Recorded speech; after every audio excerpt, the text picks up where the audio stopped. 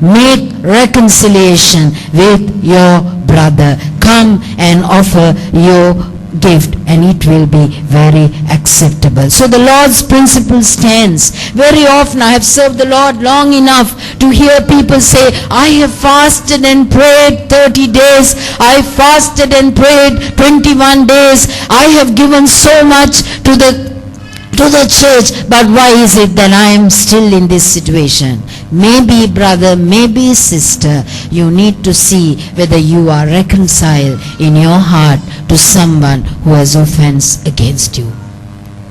Offenses will come. We cannot avoid them. But when they come, what do we do with offense?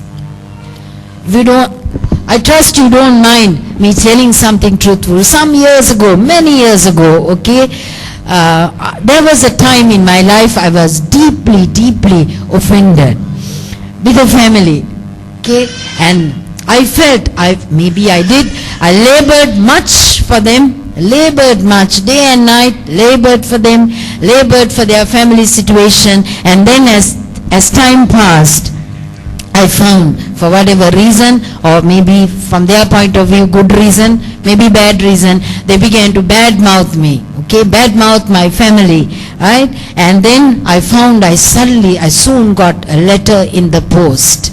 I can't remember whether it was a registered letter, but a long letter with a long envelope, and came in the post, and it was a 4-page letter, and it was accusing me with threats and intimidation, and there was prophecies of gloom and doom. And what do you think happened to me? You think I took it as well as I'm preaching this morning? Of course not. I was terribly upset. Okay, and I went to my husband, I went to whoever I could, whoever would give ear to me. See how bad, look at these 4 pages after I had done so much good. They owe their life to me, I would feel, and look at what I get in return. Brother and sister, have you been there? Have you been bad-mouthed?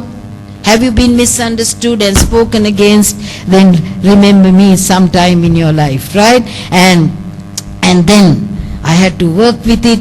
After some time, God is the same. We can get upset and go around fretting and sweating and speaking about it, but the Lord is the same. He is a rock that is never moved, right? God is never moved. And after some time, He got my attention, and He said, daughter, you have to deal with this. It's not about other people. It's about how you deal with it, how you face up to it. And then, of course, I said, okay, Lord, I have no option. I will forgive. And I made an effort to forgive, right? And I said, I forgive. And every time I remembered them, I said, I forgive and I forgive.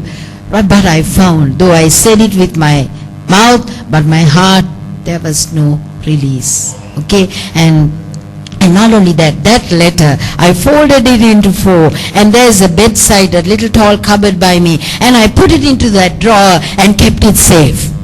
Why?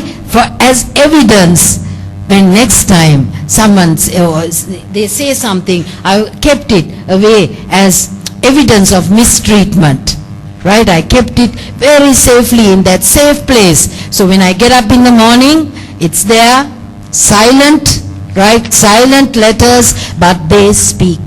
Words speak, gets my attention, and I am remembering how bad this whole situation turned out to be. And as I went on like this, as I preserved that document, right, I found one night the Lord spoke to me. Thank God for Jesus. He speaks to us, isn't it? I believe this morning He is speaking to us.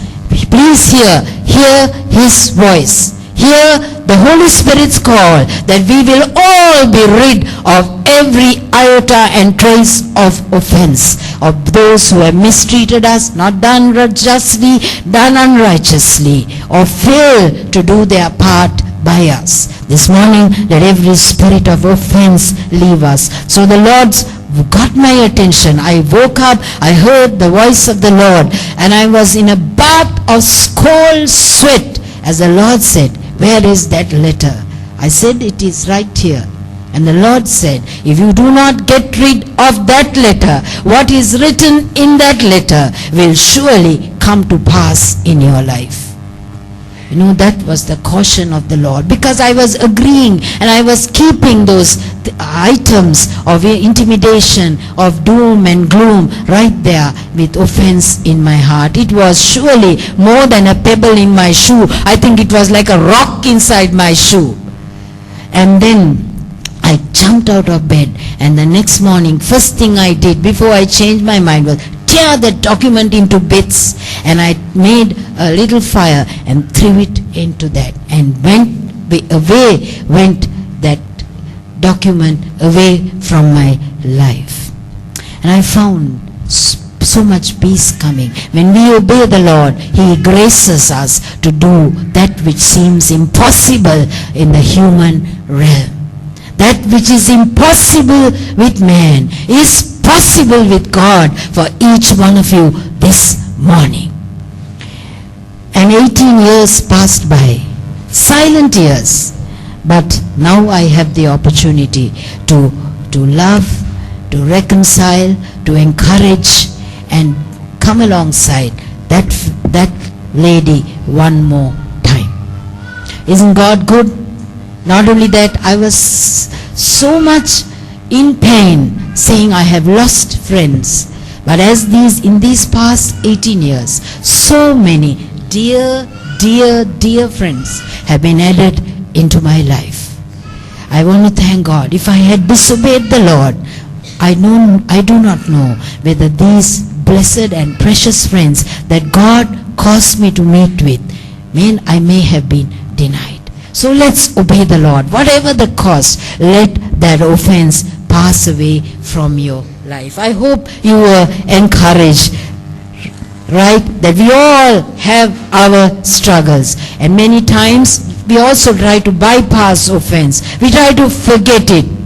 But in our inner heart, we know it is still there unless we positively deal with it.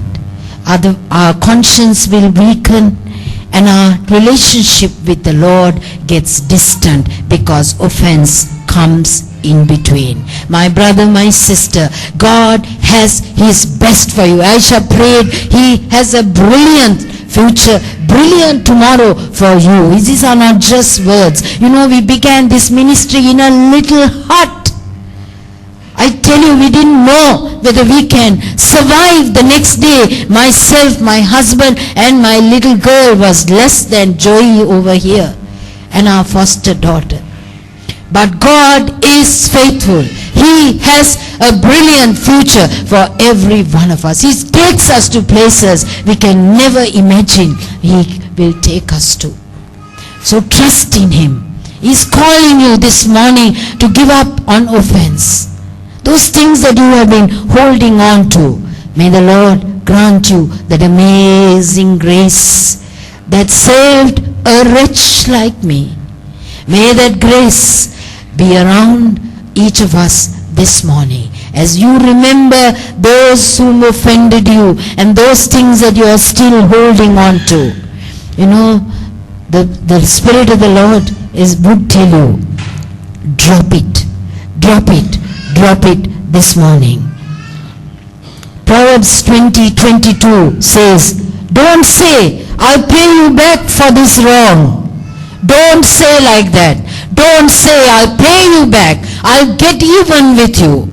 Don't say eye for an eye. You did this, they did like this. Don't say I'll pay you back for this wrong. Wait for the Lord, and He will deliver you. He will deliver. Wait for the Lord. He will deliver you. You know, as I obeyed the Lord, I recovered a dear friend even after 18 years. She's so much in my heart. She's so much in my heart, and I recovered her. You know, you can recover lost relationships if you would allow the Holy Spirit to help you obey Him this morning. And Ephesians 4:26 says, do not let the sun go down while you are still angry. My brother, my sister, how did the sun go down yesterday upon you? How did the sun go down? Did you see the sunset? The beautiful sunset. It's beautiful to watch that, isn't it? God's beautiful creation. But did that sun go down while you were still harboring anger in your heart? I trust you will look into your heart. The Lord has given you that wonderful person of the Holy Spirit. Hear Him. Hear the Holy Spirit this morning. How are you handling your anger and your offense? How are you handling? And the wonderful news is He gives us power to overcome offense. Isn't that good? Yes. And how can I know, the last bit, how can I know whether an offense is fully dealt with? You know, the first way is when you can drop it, having no more interest or need to nurse a hurt or a wound. When you find you can drop it. You see, other person may not have dropped it, but when you find you can drop it, and when you look at the other one, they may turn their face away, and you are wondering, what got them? What has hit them? But you have dropped it in your heart. Then you, my brother, my sister, you are in life's way. You are in the way of God's destiny for you, that you can live above all offense. You can smile full-heartedly, right? You can praise God with a full throat because you have decided to drop it. And then the second one is, you don't have, first one, you don't have any more interest to nurse your wound. Second one, when you see the other person, have you been there? When you saw the person who offended you, right, those feelings of strain, you know, till week before you were smiling, you were talking, but offense came and your smile flew away out of your face. What happened? Offense begins to dominate our life. But when you are dealing with offense, only with God you can deal with offense. You can say with your mouth 1,000 times, I forgive, I forgive. But your heart will be crying out, I am offended. But when you go to God with that offense, you find when you see the other person, it no longer evokes any feelings of strain and animosity. No more pebbles in the shoe. Suddenly you found, you kicked the pebble out of your shoe. It has it has gone out. Isn't that great? That is our God. Trust Him as you give your heart to Jesus. If you've never given your heart to the Lord Jesus Christ, fondly He's beckoning all of us to come to Him. I love Jesus because I have seen He's not here. The Father, the Son, and the Holy Spirit don't get together and conspire against us.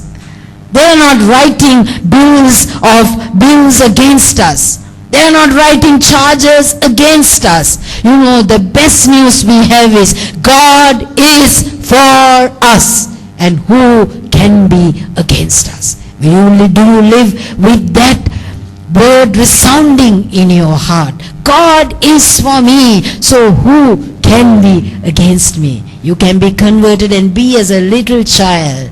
Be like little Joey who has nothing against anybody.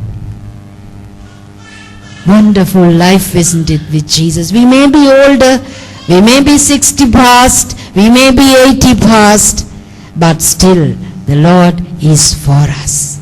We may have made mistakes, but God is for us, restoring life back again.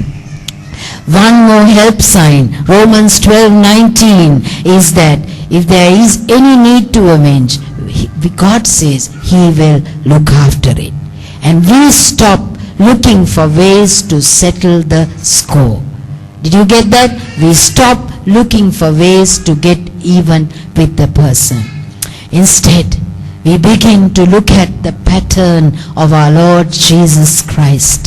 He took upon Himself our sin, and in that ultimate moment of wrong in all the history of this world, from the beginning of time to the end of time, there was that one moment of absolute wrong, when Jesus hung between heaven and earth. He hung between heaven and earth. And when he was wronged so much, he cried out and he said, what? What did he say? Father, forgive them,